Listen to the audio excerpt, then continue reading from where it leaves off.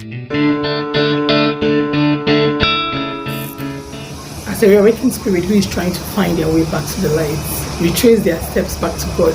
In the course of living your reawakened life, if you're not fully observant and vigilant, there are certain mistakes, very common mistakes, that a lot of reawakened spirits find themselves making with or without knowing. What I think is that this happens because the darkness is not going to let you alone. It's not going to leave you alone. Despite how active we are spiritually, he can still try to find a way in to try to pull us down. It'll keep rummaging around you, looking for opportunities to put lies into your head, to whisper lies to you. And sometimes we make the mistake of believing these lies. And then when we run with that idea, it leads us into some of all these mistakes. The importance of this video is to open your eyes, to help you realize that this idea, this concept, this way you're looking at things, this perspective is wrong and is only going to lead into a mistake. This is what inspired this video. I'm going to give you a rundown of some of these mistakes, the very common ones. Number one, most awakened spirits, once they're now living that conscious life, they're trying their best to live a life that is pleasing to God. They can now see the world for what it is. Your intuition is active, your spiritual insight is sharp, your dreams are vivid, you're able to get messages in your spirit. You can sense when people are not genuine, you can sense ingenuity in people, so you can easily tell when someone is trying to trick you. You're really operating on a higher vibration. That is the truth. So because you experience this every day, it makes you become kind of spiritually arrogant without fall into the trap of feeling like we have become indomitable, we are indestructible, we are infallible, we are untouchable by the darkness because we are awakened. Nothing, before the darkness can do anything, we have seen it. We think we've made it spiritually, we are up there. But make no mistake, that does not in any way mean that the devil cannot still find a way, a loophole into you. Once you fall into that trap of giving into spiritual arrogance, you have already opened an inroad for the darkness to come in without you knowing. Mind you, pride goes before a fall. So once you allow pride to enter your spiritual journey, you're already headed downwards.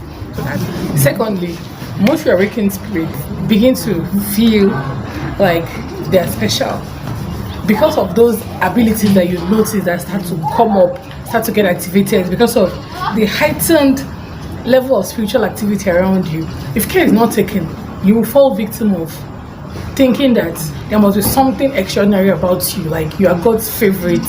God has a special preference for you. That's why you're experiencing this. If you're not careful, the devil starts to whisper into your ears and you start to believe that you are different and special and extraordinary and everybody else is beneath you. And once you continue to tread on that path, you're definitely going to head downwards because you're already on a path that is not of the light.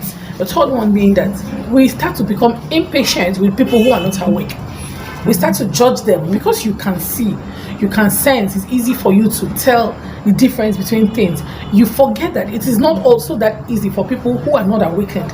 You were once asleep yourself, so you also didn't have that ability before. When we look at them like this one it doesn't even know what is on. This one spirit is not even awake. We become condescending to people who are not awake, and we forget that our task is to help awaken others, and not to start laughing at them, not to start feeling like we're better than them, to start judging them or being condescending to them. Another mistake awakened spirits make is to think that because we're now more conscious, we're making more effort to live life right, but we're doing our best, we're trying to keep our spiritual environment lightened.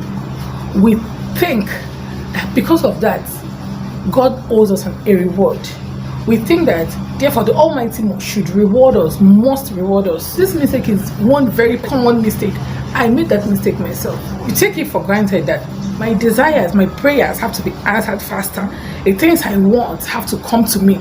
We get surprised when we have money difficulties, we have problems with people around us, people are quarreling with us, people don't like us. Just the abnormal thing that happens in the world. We get surprised because at the back of our mind, subconsciously, we expected our lives to be different because we're now reawakened. Being reawakened, it doesn't make you any special. Rather, what it does is that it gives you more responsibility, because now you are awake. Now you can see the world for what it is. Now you have the responsibility to go and wake up others who are sleeping. Now you have the responsibility to live your life in a way that every other person around you will be motivated to make a change in their life too. One of the dangers of these mistakes is that most times when we are already making this mistake, we don't even know. You still think that you are living your life the right way. You still think you're doing your best. God is happy with you. You are doing all you can. You don't even realize that you've started to give listening ear to the darkness without knowing it. So you, awakened spirit out there, take your time and check your life. Take a stock of how you live your life every day. Look within yourself. What lies of the darkness am I giving into right now without knowing? What common mistakes of reawakening am I making right now that may actually lead to my downfall if I'm not careful? Sit with yourself in front of the mirror. Ask yourself questions. All the things you did today, what was the motivation? What motivated my actions? This is one of the ways you start to find out whether you're giving into perspectives, ideas, concepts that don't come from the light. And if you are currently making these mistakes, this is a very good time to nip it in the bud right now, so that you don't have to go through a whole lot of process like I did to be able to reverse the effect of that negative thinking.